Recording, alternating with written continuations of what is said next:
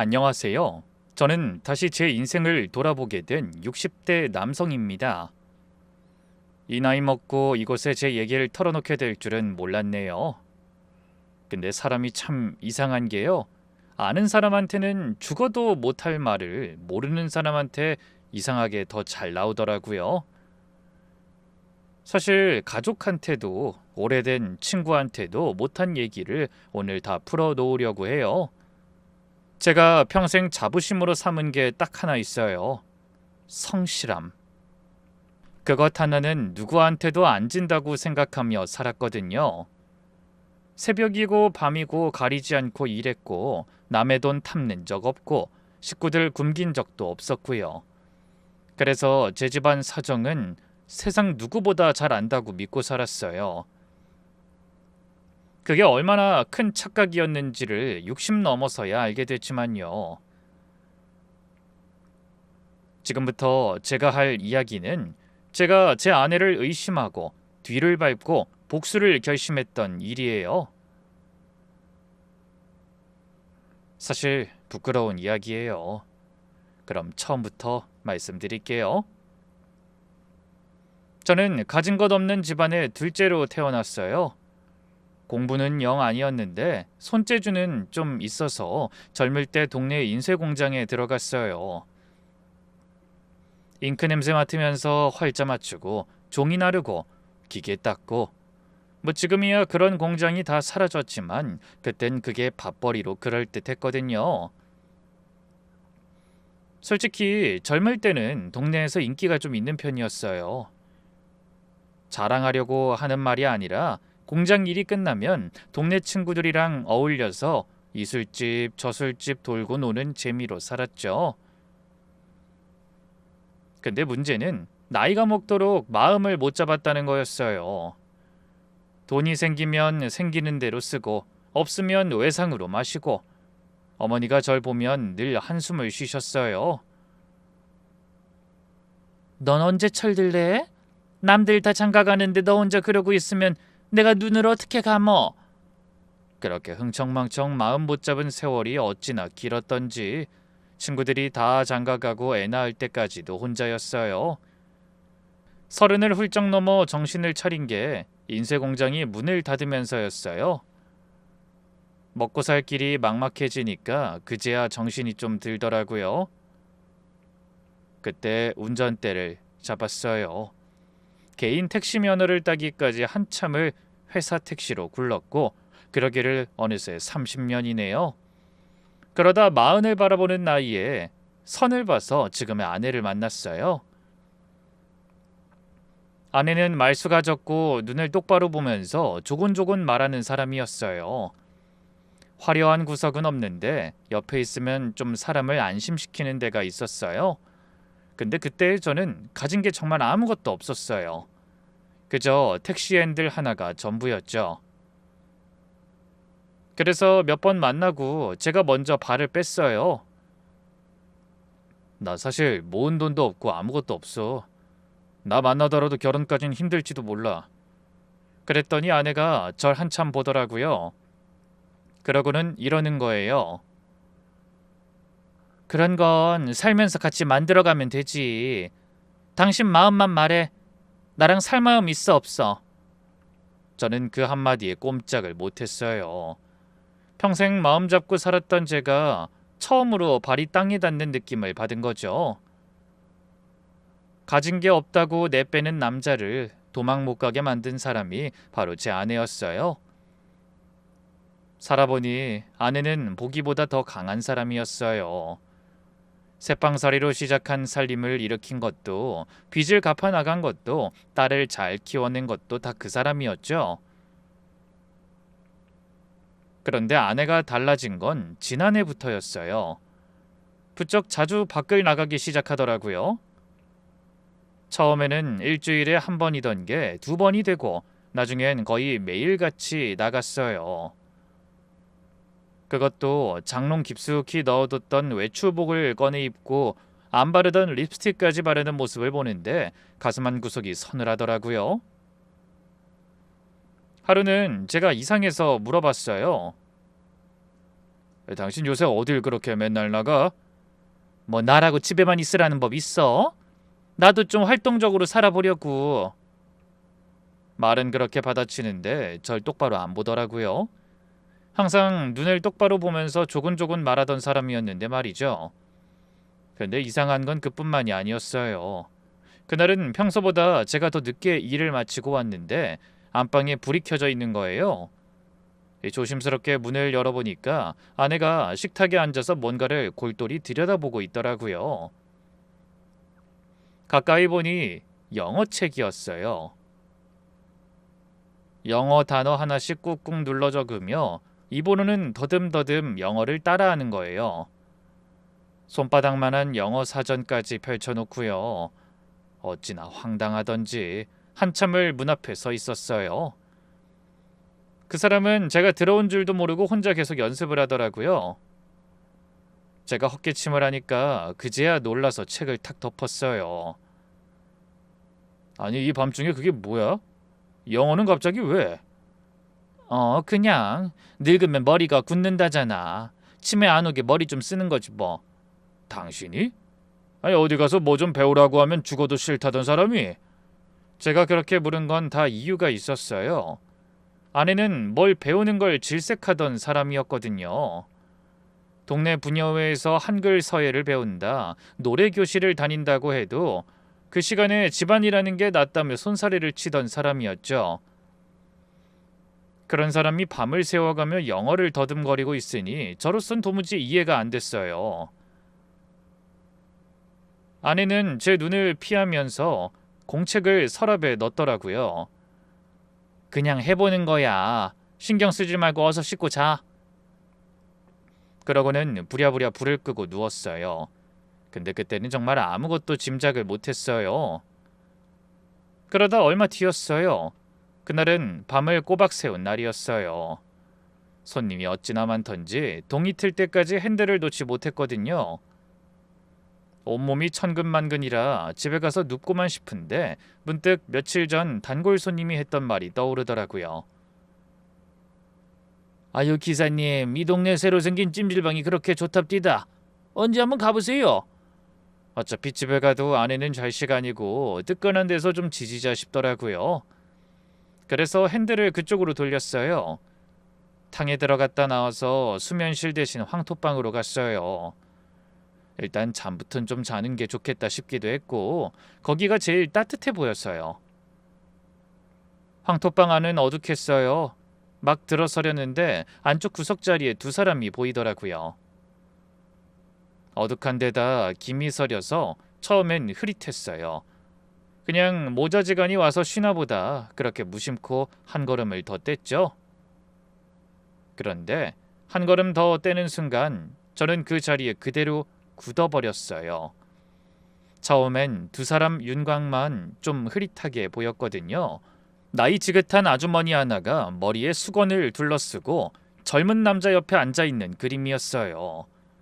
찜질방 수건을 폭 뒤집어 쓰고 있으니 얼굴이 반쯤 가려져서 누군진 알 수가 없었어요.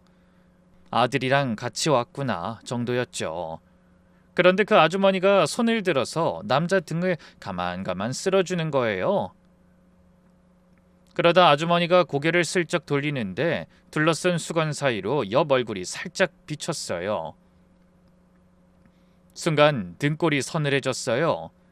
우리 집사람이랑 너무 닮은 거예요. 그런데 곧장 고개를 저었어요. 그럴 리가 없잖아요. 이 시간에 여기서 더구나 우리 집사람은 지금 집에서 자고 있을 텐데 어두운 데서 헛것을 본 거겠지. 그렇게 애써 마음을 다독였어요. 그런데 그 사람 손목이 눈에 들어왔어요.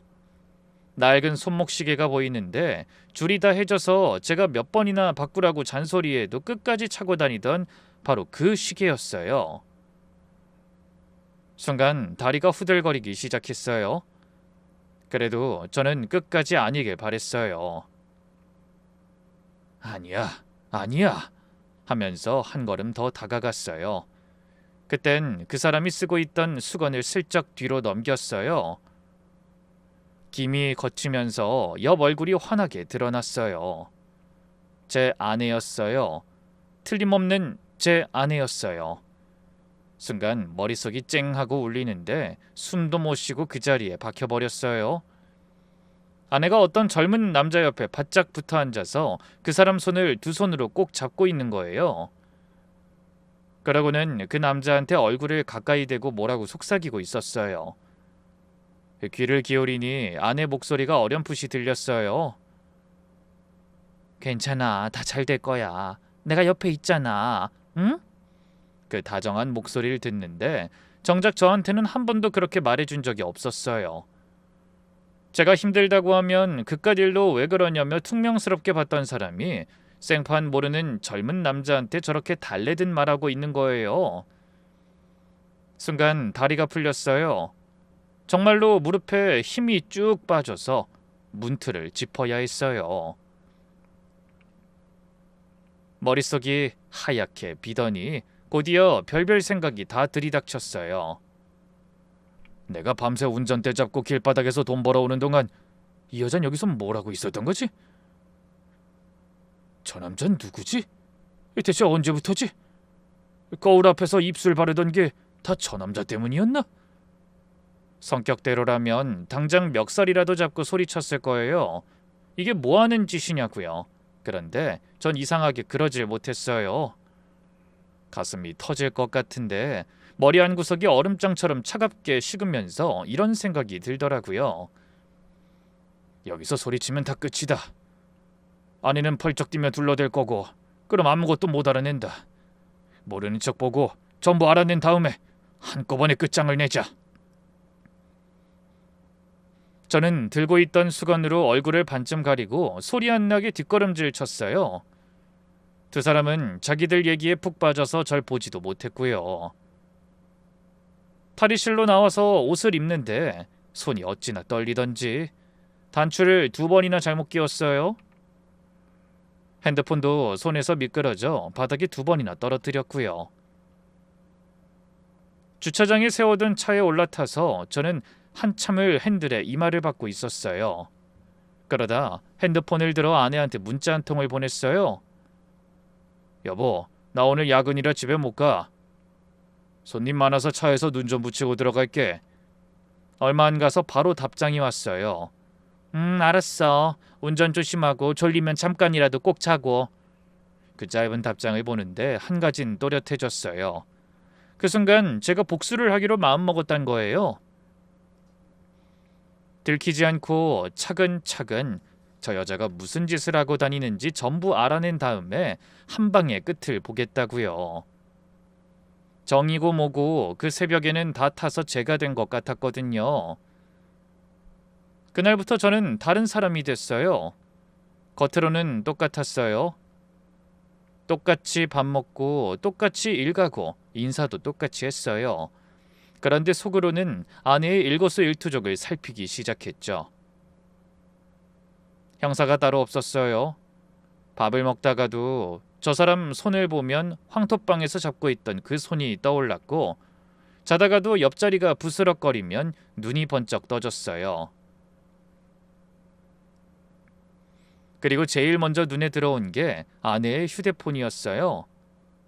아내가 핸드폰을 쥐고 사는 시간이 부쩍 늘었거든요. 그런데 이상하게도 제가 가까이 가면 화면을 슬쩍 엎어놓는 거예요. 예전엔 안 그랬어요. 자다가도 핸드폰 울리면 제가 대신 받기도 했으니까요. 그런 사람이 화면을 가리니까 가슴이 또 철렁하더라고요. 그래서 어느 날 새벽 그 사람이 깊이 잠든 틈에 핸드폰을 슬그머니 집어들었어요. 비밀번호야 딸 생일이라 뻔했죠. 떨리는 손으로 열어봤는데 가슴이 쿵 내려앉았어요. 통화 목록이 텅 비어있는 거예요. 문자함도 싹 다 비어있었고요. 떳떳하면 왜 통화 목록을 지워놓겠어요? 아내는 통화나 문자를 주고받고 나면 그때그때 흔적을 싹 지우고 있었어요. 그 순간 의심이 확신으로 바뀌었어요. 숨길 게 없으면 왜 지우겠어요? 그때부터 저는 본격적으로 아내 뒤를 밟기 시작했어요.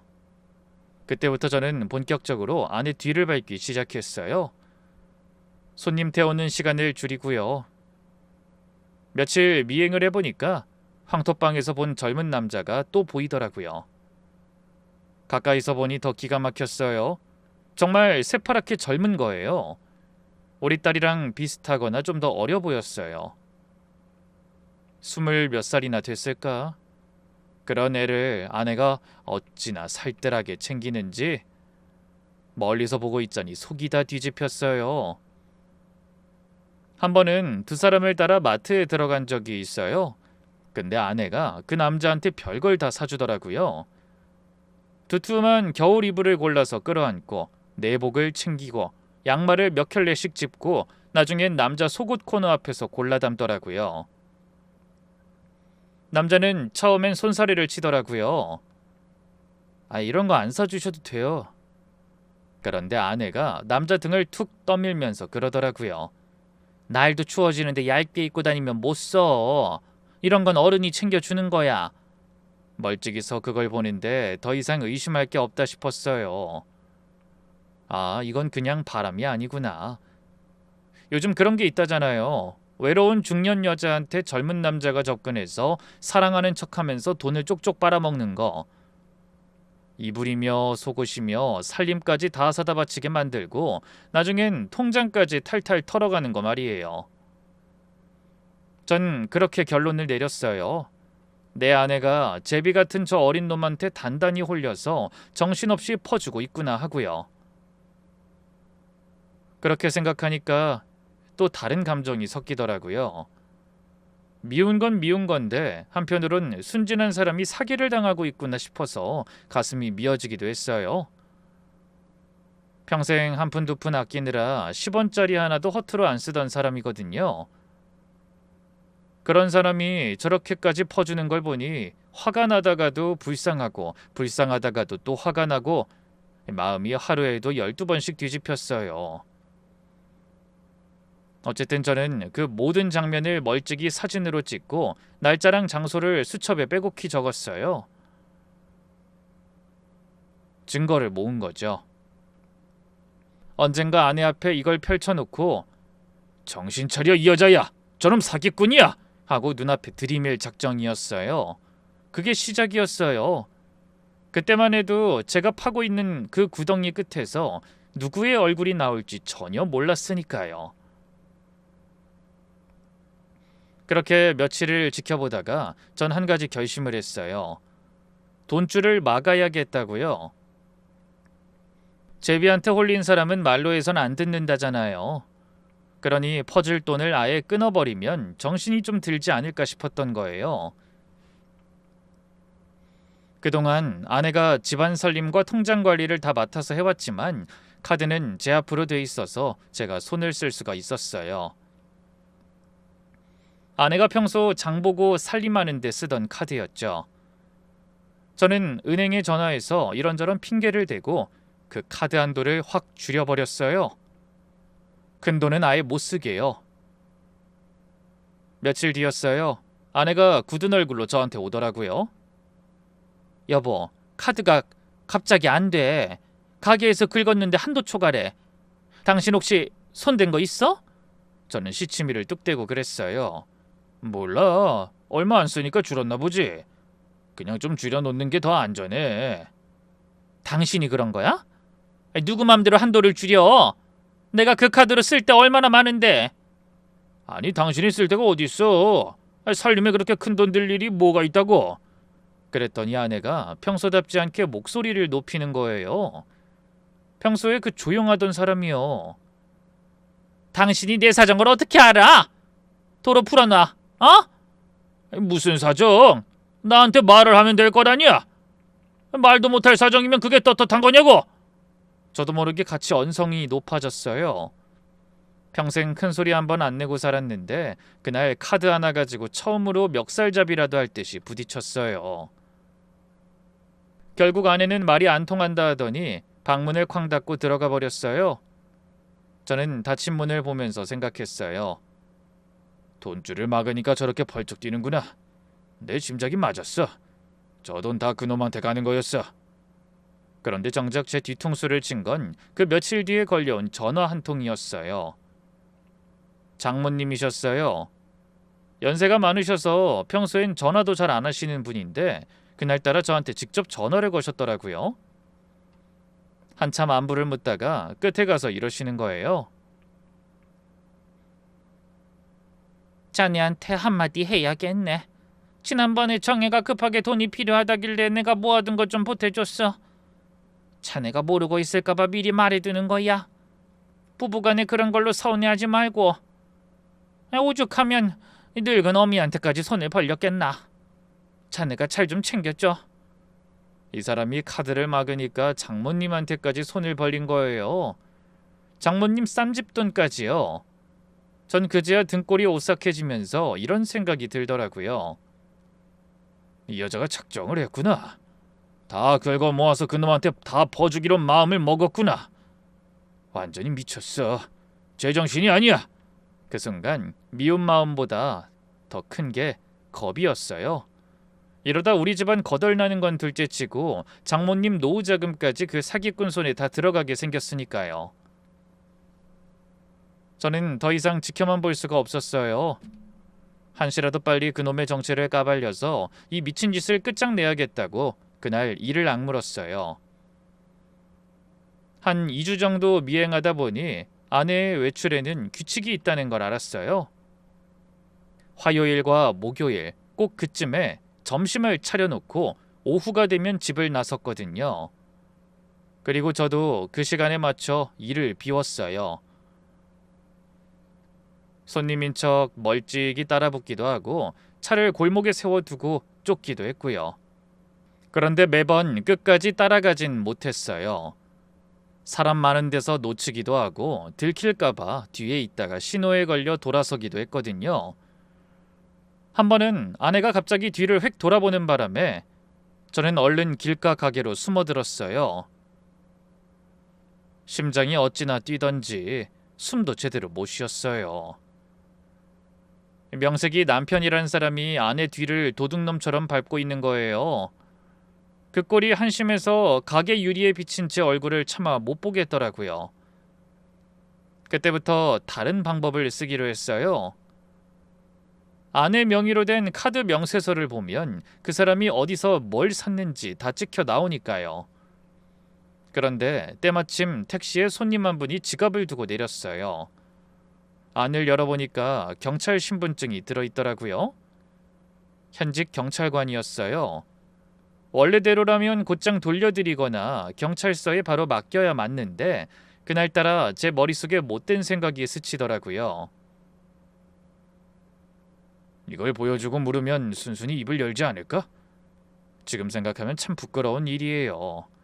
남의 신분증을 그런 데 쓰면 안 되는 건 저도 잘 알아요. 그런데 그땐 전 진짜 제정신이 아니었어요. 아내가 사기를 당하고 있다는 생각에 한시라도 빨리 진상을 알아내야겠다는 그 마음밖에 없었거든요. 눈에 뵈는 게 없었던 거예요. 그날 바로 저는 명세서에 찍힌 옷가게를 찾아갔어요. 며칠 전 아내가 그 남자 옷을 샀던 곳이었어요. 점원한테 신분증을 보여주고 아내 사진을 내밀면서 무덤덤한 척 물었어요. 수사 중인 일인데요. 이분 며칠 전에 여기 왔죠? 젊은 남자랑 같이. 혹시 기억나십니까? 점원이 신분증을 보고 흠칫하더니 사진을 한참 들여다보고는 이렇게 말하더라고요. 아, 그 사모님요? 기억나요. 젊은 남자분이랑 같이 오셨었는데. 그런데 경찰분이시니까 말씀드리는 건데요. 안 그래도 좀 이상해 보이긴 했어요. 저는 침을 꼴깍 삼켰어요. 가슴이 쿵쾅거리는데 애써 태어난 척하며 물었어요.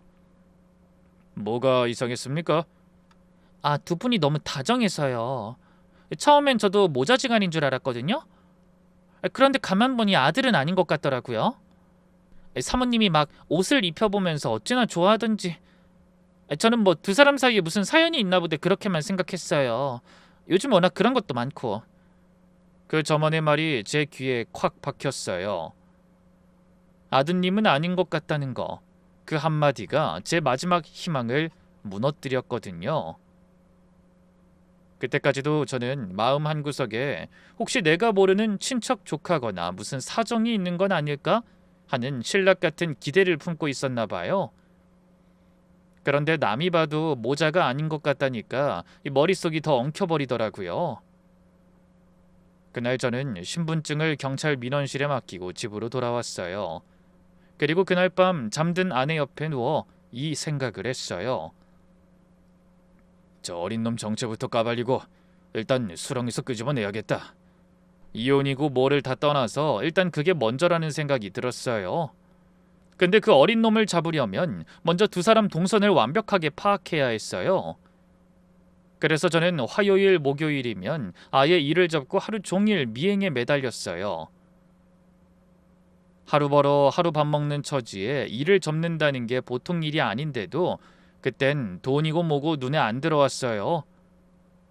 근데 어느 순간부터 두 사람을 따라다닐수록 뭔가 좀 이상한 거예요. 두 사람이 자꾸 향하는 곳이 제가 생각한 데랑은 딴판이었거든요. 저는 당연히 둘이 으쓱한 모텔이나 어디 좋은 데를 드나들 거라고 생각했어요. 바람이든 사기든 그런 데를 가야 그림이 맞잖아요. 그런데 매번 두 사람이 같이 가는 곳은 시내 한복판에 있는 대학병원이었어요. 큰맘 먹고 병원 안까지 따라 들어가서 지켜봤더니 진료실 앞에 앉아 차례를 기다리는 건 아내가 아니라 그 젊은 남자였어요. 환자복 비슷한 걸 걸치고 팔에는 주사바늘 자국이 시퍼렇고 얼굴은 핏기 하나 없이 누렇게 떠 있더라고요. 아내가 익숙한 듯 부축까지 하더라고요. 약봉투랑 검사 일정 종이까지 다 챙기고요.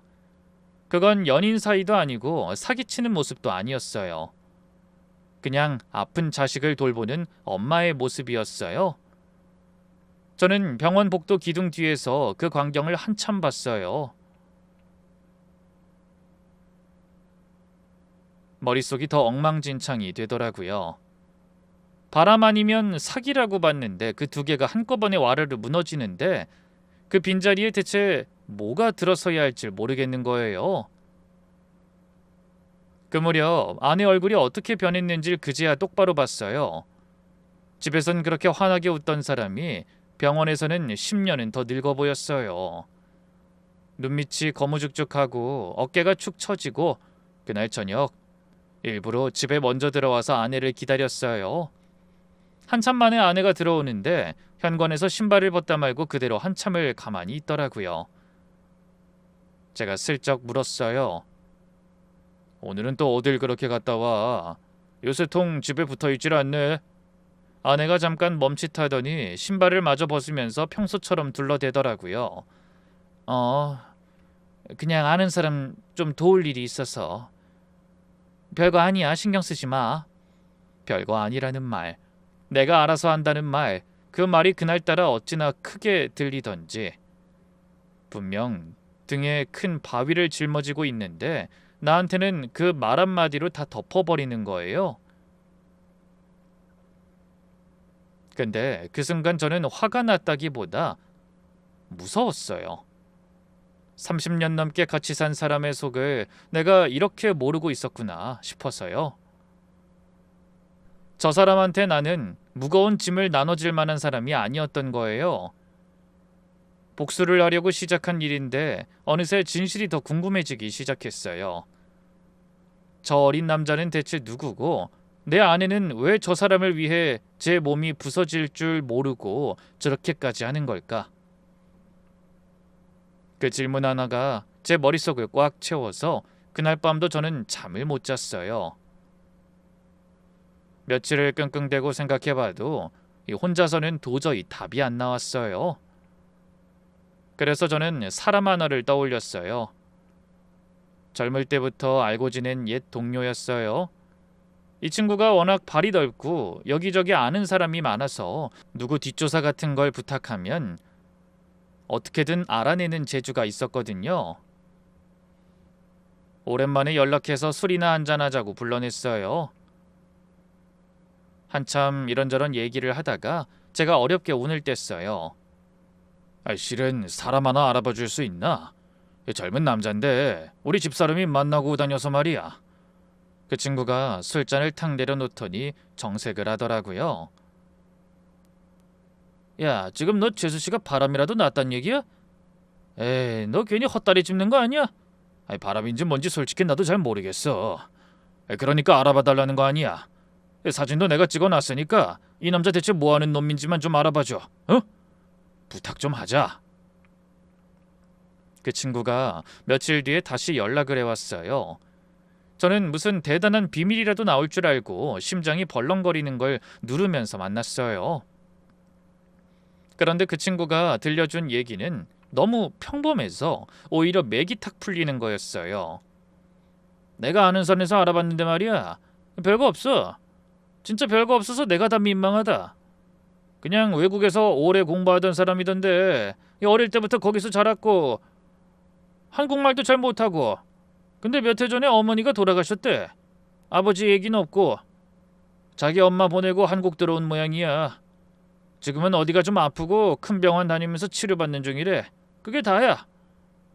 무슨 전과가 있기라나 사기친 이력이 있기라나 아무것도 없어. 깨끗해. 외국에서 공부하던 청년. 몇 해 전 그 어머니를 여의고 혼자 한국에 들어와서 지금은 큰 병을 앓고 있는 사람. 그게 전부였어요. 저는 그 얘기를 듣고 한동안 말을 못했어요. 이상하죠? 그 남자가 못된 놈이었으면 차라리 속이 시원했을 거예요. 사기꾼이면 잡아 넣으면 되고 제비면 떼어내면 되니까요.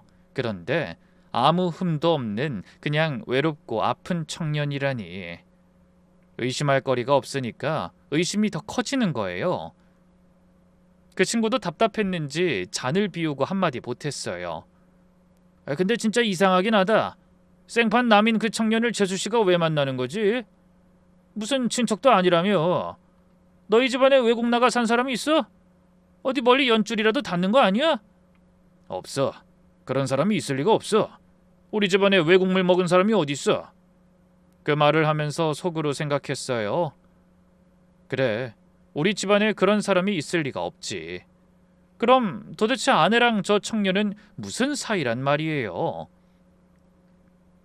피 한 방울 안 섞인 남을 제 몸 축나는 줄도 모르고 끼고 도는 그 마음은 도대체 어디서 나온 거냐고요. 집으로 돌아오는 길, 차를 길가에 세워두고 수첩을 꺼내서 그동안 적어둔 걸 처음부터 다시 읽어봤어요. 황토방에서 잡고 있던 손, 지워진 통화 목록, 사다날은 이불과 속옷, 병원, 약봉투까지 분명히 하나로 쭉 이어지는 이야기가 있어야 하는데 그 한 줄이 안 보이는 거예요. 마치 퍼즐 조각은 다 손에 쥐고 있는데 그림이 안 그려지는 것처럼요. 그냥 그 조각들을 손에 꼭 쥔 채 뜬 눈으로 시간을 보내는 것밖엔 제가 할 수 있는 게 없었어요. 뒷조사로는 아무것도 안 나왔지만 저는 미행을 멈추지 못했어요. 오히려 더 집요해졌죠. 정체를 알 수 없으니 두 눈으로 직접 알아낼 수밖에 없었거든요. 저는 화요일, 목요일이면 그 큰 병원으로 출근하다시피 했어요. 며칠을 지켜보니 그 청년이 다니는 곳이 어딘지 알겠더라고요. 진료실만이 아니었어요. 일주일에 몇 번씩 한참을 누워서 팔에 굵은 줄을 꽂고 피를 걸러내는 방. 나중에 알았는데 청년은 콩팥이 다 망가져서 새 콩팥을 받지 않으면 안 되는 처지였어요. 그런데 맞는 콩팥을 내줄 사람을 못 찾아서 몇 년째 그 기계에 매달려 목숨을 이어가고 있었던 거예요.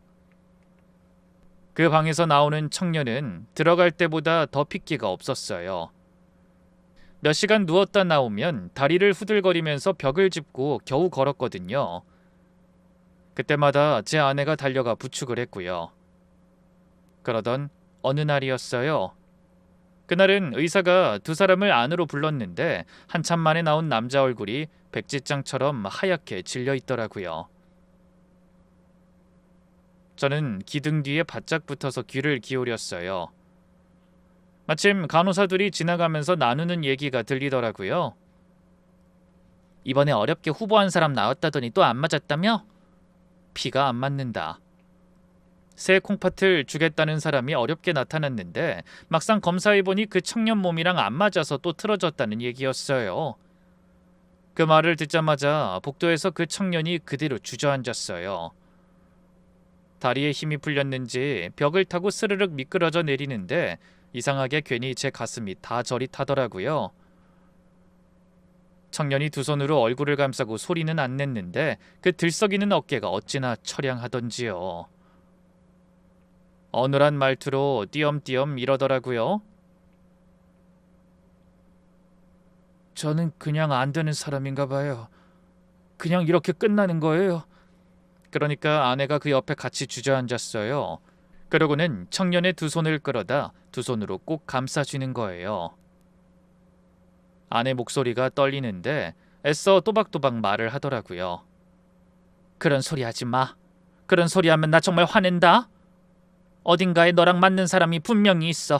내가 찾을 거야. 무슨 수를 써서라도 내가 찾아낼 테니까 넌 딴 생각 말고 버텨. 어?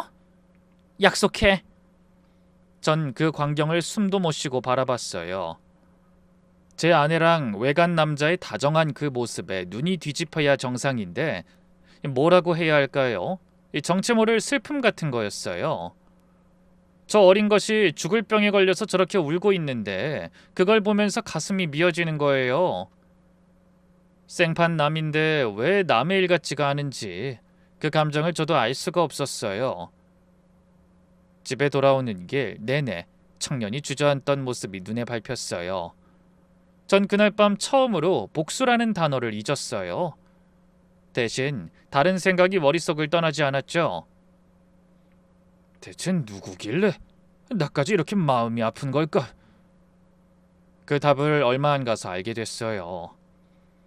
다음 날 아내가 또 외출을 했어요. 화요일이었거든요. 그날 저는 일을 나가지 않았어요. 집에 혼자 남아서 그동안 못했던 걸 해야겠다는 생각이 들더라고요.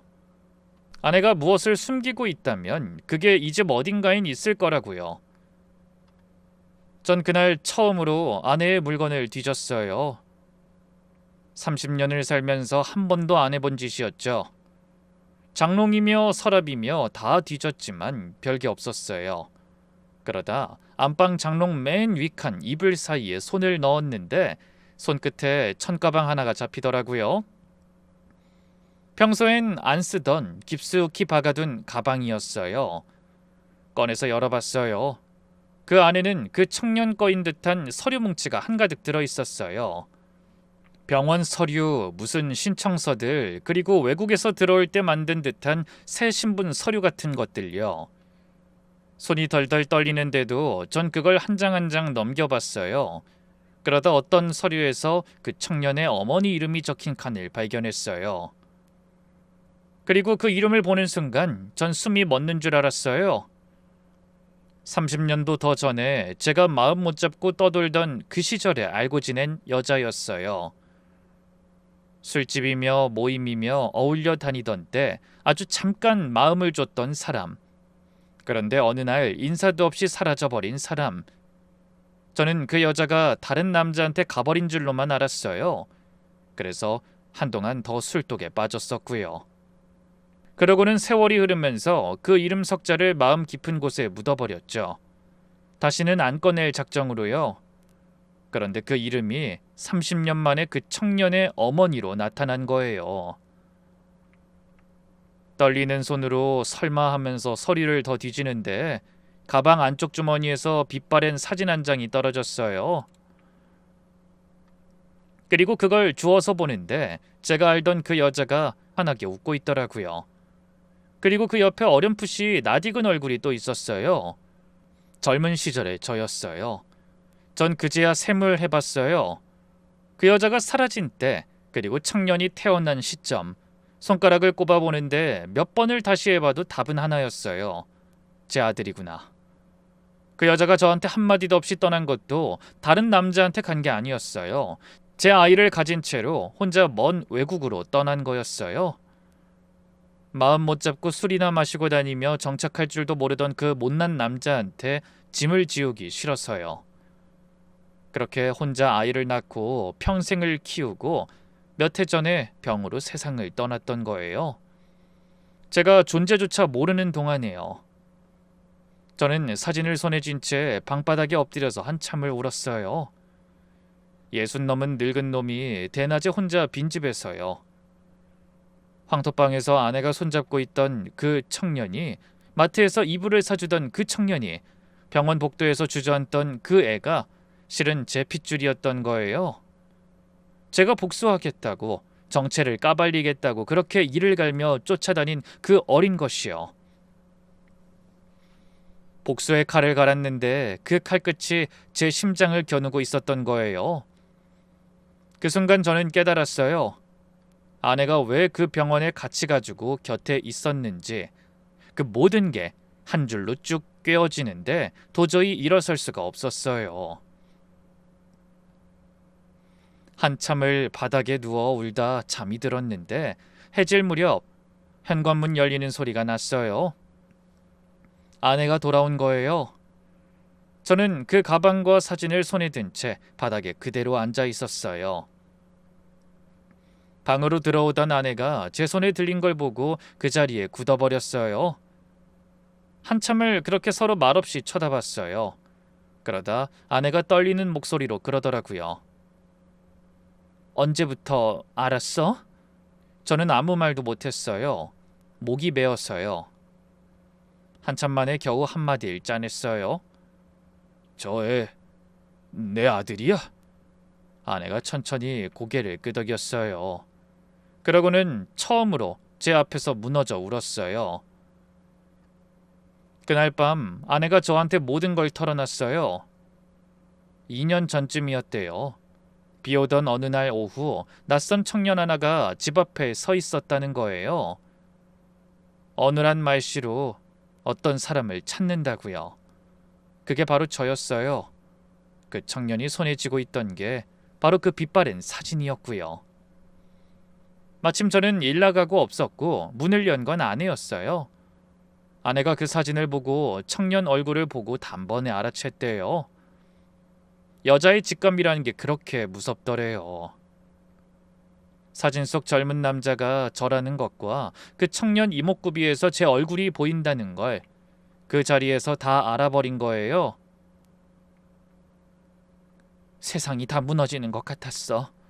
당신이 나 만나기 전에 다른 여자 사이에서 애를 뒀다는 것도 충격인데 그 애가 지금 내 눈앞에 서 있으니 내가 그때 무슨 정신이었겠어. 그런데 그 청년이 아내를 보고 이러더래요. 제 아버지 만나러 온 거 아니에요. 얼굴 보고 따지려고 왔어요. 우리 엄마 버리고 도망간 사람 어떻게 생긴 인간인지 보려고요. 그것만 보고 전 다시 갈 거예요. 임신한 여자를 버리고 도망갔다. 그 청년은 그렇게 알고 있었던 거예요.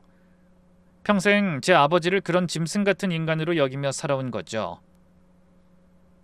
어머니가 그토록 고생한 게 다 그 아버지 탓이라고 이를 갈면서요.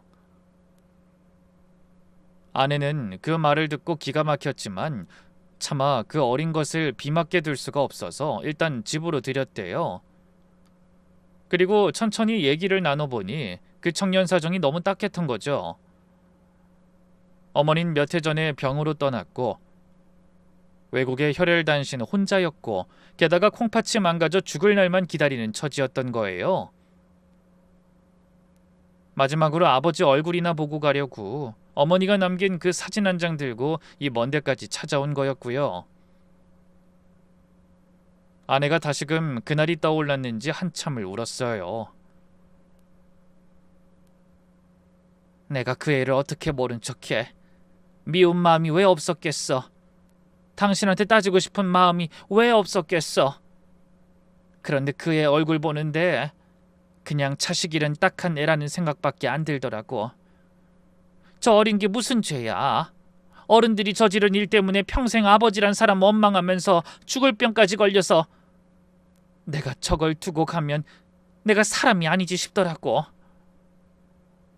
그래서 아내는 제 아들을 거두기로 마음먹은 거죠. 왜 숨겼냐 물으니 아내가 그러더라고요. 알면 어쩔 건데. 저 애는 당신을 그렇게 원망하고 미워하는데 거기 대고 네 아버지다 하면 만나자마자 원수가 될 거 아니야. 그럼 저 애 마음만 더 망가지지. 난 가시부터 빼주고 싶었어. 일단 아픈 것부터 치료하고 그러다가 좀 괜찮아지면 그때 당신한테 알릴 생각이었어. 저 애가 받아들일 수 있을 때 해주고 싶었던 거야. 전 그 말을 듣고 또 한 번 무너졌어요. 전 그런 줄도 모르고 이 사람을 의심하고 복수까지 꿈꿨는데 제가 모르고 저지른 죄를 혼자 짊어지고 있었던 거예요. 제 아들을 거두고 원망까지 다 받아가면서요. 그러다 문득 그 황토방이 떠올랐어요. 제가 모든 걸 오해하게 만든 그 손잡은 장면요. 제가 떨리는 목소리로 그날 일을 물었어요. 그럼 그날 찜질방엔 왜 갔어? 그 황토방에서 둘이 왜... 아내가 눈물을 닦으면서 그러더라고요. 그 애가 찜질방을 그렇게 가보고 싶어 했어. 엄마가 살아생전에 한국 얘기를 그렇게 들려줬다더라고. 한국에 가면 뜨끈한 데 누워서 땀 빼는 데가 있다고. 거기가 참 좋았다고. 그래서 한국 오면 가보는 게 소원이었다는 거야. 그날 또 콩팥 안 맞는다는 소리 듣고 또 무너져 있길래 엄마가 좋아했던 곳 가보자고 데려간 거야. 그 황토방에서 먼저 간 엄마 생각에 그만 울음이 터졌대요. 왜 나만 이렇게 됐냐고. 우는 걸 아내가 붙잡고 다독이던 게 제가 본 그 장면이었던 거예요. 제가 바람이라고 사기라고 그렇게 이를 갈며 봤던 그 손이요. 알고 보니 그건 먼저 간 엄마를 그리워하며 우는 제 아들을 달래던 세상에서 제일 따뜻한 손이었어요. 근데 아내 얘기를 다 듣고도 제 마음에 박힌 가시 하나가 안 빠졌어요. 도대체 누가 그 어린애한테 임신한 네 엄마를 버리고 도망갔다는 거짓말을 심어놨느냐는 거였어요. 저는 그 여자가 떠난 줄도 몰랐는데 게다가 임신 사실은 입 밖에 꺼낸 적도 없어 더더욱 몰랐던 사실인데 누가 그런 새빨간 거짓말로 부자지간을 이렇게나 오래 갈라놨느냐고요. 아내한테 물으니 지피는 사람이 한 명 있다고 하더라고요. 아들이 외국에서부터 가까이 지낸 어른이 있다는 거예요. 그 여자 장례 때도 곁을 지켰고 한국 들어오는 것도 옆에서 이것저것 챙겨주는 사람이 있다고요. 그런데 뭔가 아내가 보기에는 미덥지가 않더래요. 아들을 위하는 척하면서 미움만 부추기더라는 거예요. 저는 그날부터 그 남자를 쫓기 시작했어요. 30년 핸들 잡으면서 갈고 닦은 사람 뒤밟는 솜씨를 제대로 써먹었죠. 처음엔 막막했어요. 그놈이 어디 살고 뭘 하고 다니는지 아무것도 몰랐으니까요. 그러다 그놈이 사는 허름한 여관방까지 알아냈고 거기 죽치고 앉아 며칠을 지켜봤어요. 그런데 그 얼굴을 가까이서 본 순간 전 숨이 턱 막혔어요. 낯이 익었거든요.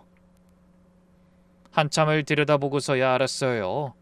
젊을 적 마음 못 잡고 떠돌던 시절에 잠깐 같이 어울려 다니던 동네 친구였어요. 세월에 살이 찌고 머리가 새서 한눈에 못 알아봤지 틀림없는 그놈이었어요.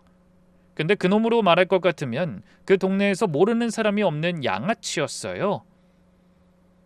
반반한 얼굴로 순진한 며느리한테 접근해 돈만 뜯어내기로 아주 이름이 자자했거든요. 이 여자 저 여자 울리고 다니다가 나중엔 동네에서 발도 못 붙이고 사라졌던 놈이었어요. 그런 놈이 30년 만에 제 아들 곁에 붙어 있었던 거예요. 며칠 지켜보니 그놈 행색이 영 수상했어요. 변변한 벌이도 없는 놈이 낮부터 술집을 드나들고 손에 늘 봉투를 쥐고 다녔거든요. 그래서 저는 한 걸음 더 들어가 보기로 했어요. 마침 그놈이 아들한테 치료비 영수증이라며 종이 몇 장을 건네는 걸 봤는데 그게 아무래도 미심쩍더라고요. 병원에 직접 가서 확인해보니 그놈이 내민 영수증 금액이랑 실제 치료비가 영 딴판이었어요. 들어온 돈의 태반이 어디론가 증발해 있었던 거죠. 가장 결정적인 건 그놈 통장이었어요. 아들이 그동안 그 남자 통장으로 돈을 붙였다길래 입금 내역을 쭉 뽑아봤어요. 모자가 외국에 살 때부터 붙여온 돈이 한두 푼이 아니더라고요. 그게 다 아버지 찾는 데 든다는 명목으로 흘러들어간 돈이었어요. 그래도 한 가지가 부족했어요. 돈을 받았다는 증거는 있는데 무슨 거짓말로 그 돈을 받아갔는지 잡을 게 없었거든요. 그래서 저는 며칠 더 그놈 뒤에 매달렸어요. 그러던 어느 날 그놈이 술집 앞에서 통화를 하는데 어찌나 큰 소리로 떠벌리던지요. 술이 취해 자기 자랑이라고 늘어놓는 거예요. 저는 얼른 휴대폰을 꺼내 그 통화를 멀리서 녹음했어요. 그리고 그 녹음에서 모든 사실이 드러났어요. 야, 내가 요새 외국에 괜찮은 것들 하나 잡아서 아주 짭짤하게 남겨먹고 있어.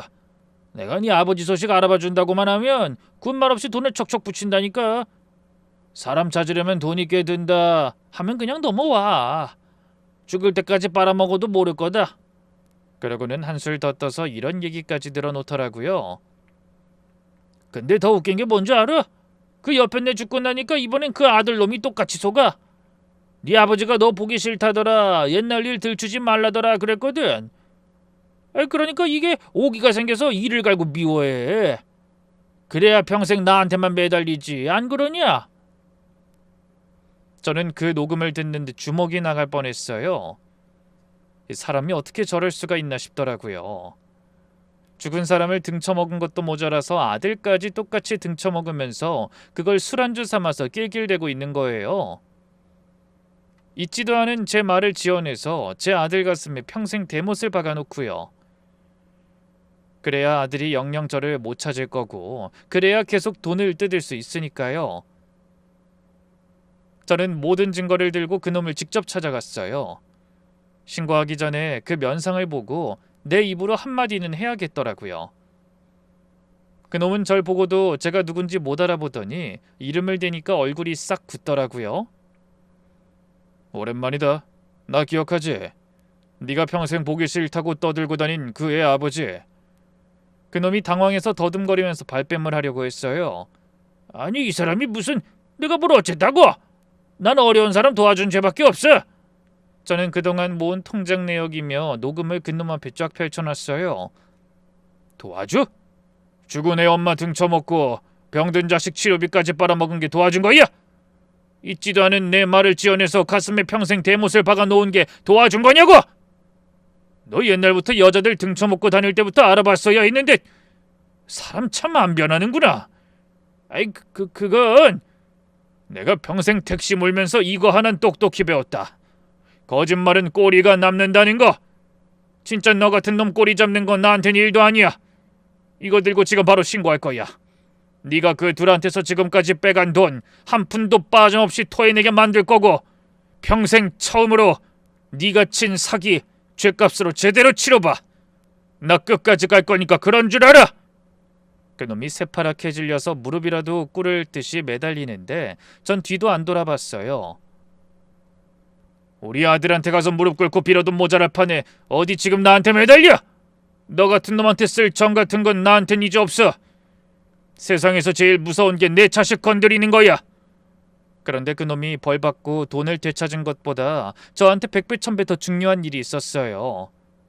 저는 우는 아들 앞에 뒤늦게 무릎을 꿇었어요. 그러고는 그 손을 붙잡고 빌었어요. 미안하다. 정말 미안해. 난 네가 세상에 있는 줄도 몰랐어. 그게 다 내 죄다. 네 엄마가 떠난 것도 모를 만큼 못나게 살았고, 네가 그런 거짓말에 평생 아버지를 미워하며 사는 동안 난 아무것도 모르고 있었어. 몰랐다는 게 무슨 변명이 되겠냐. 몰랐던 것도 다 내 죄야. 네 앞에 나설 자격도 없는 못난 아버지지만 그래도 용서를 빌게 해다오. 아들이 한참을 흐느끼더니 제 손을 마주잡았어요. 그러고는 어눌한 말로 묻더라고요. 그럼 아버진 저 안 미워해요? 정말로 나 보기 싫어한 적 진짜 없었어요? 어떻게 자식을 미워해? 네가 있는 줄 알았으면 어떻게든 찾아갔지. 그게 어디라도. 그 말에 아들이 제 어깨에 얼굴을 묻고 소리내어 울었어요. 저도 그 등을 끌어안고 같이 울었어요. 30년 동안 우리 둘 사이를 막고 있던 그 거짓말이라는 벽이 그제야 와르르 무너져 내렸어요. 늙은 아버지와 어느새 다 큰 아들이 서로를 부둥켜 안고 우는데 두 해를 곁에서 지켜온 아내도 옆에서 같이 눈물을 훔치고 있었어요. 가시가 빠졌다고 모든 게 끝난 건 아니었어요. 이제부터 시작이었죠. 그래도 그 양아치 놈 일부터 매듭을 지어야 했어요.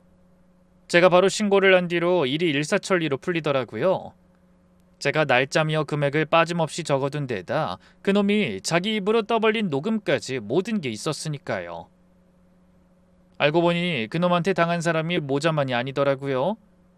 여기저기서 비슷하게 당한 사람들이 줄줄이 나왔어요. 평생 그 짓으로 먹고 산 놈이었던 거죠. 결국 그놈은 그동안 친 사기를 다 합쳐서 무거운 죗값을 치르게 됐어요. 빼돌린 돈도 토해내게 됐고요. 물론 다 받아낼 수는 없었지만 그게 중요한 게 아니었어요. 그 더러운 입으로 우리 아들 가슴에 박아놓은 거짓말이 세상에 낱낱이 드러났다는 것. 저한테는 그게 백배 천배 더 시원한 일이었어요. 그리고 바로 다음 날 병원에 가서 검사부터 받았어요. 제 콩팥을 아들에게 줄 수 있는지.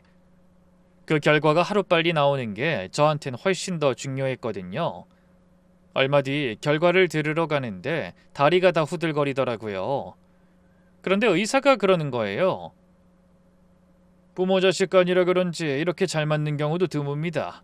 공유하실 수 있겠어요? 잘 맞는다. 그 말을 듣는데 눈물이 핑 돌더라고요. 평생 그 아이한테 해준 게 아무것도 없는 아버지인데 그래도 피만은 못 속이고 이렇게 맞아떨어진다는 게 어찌나 고맙고 미안하던지요.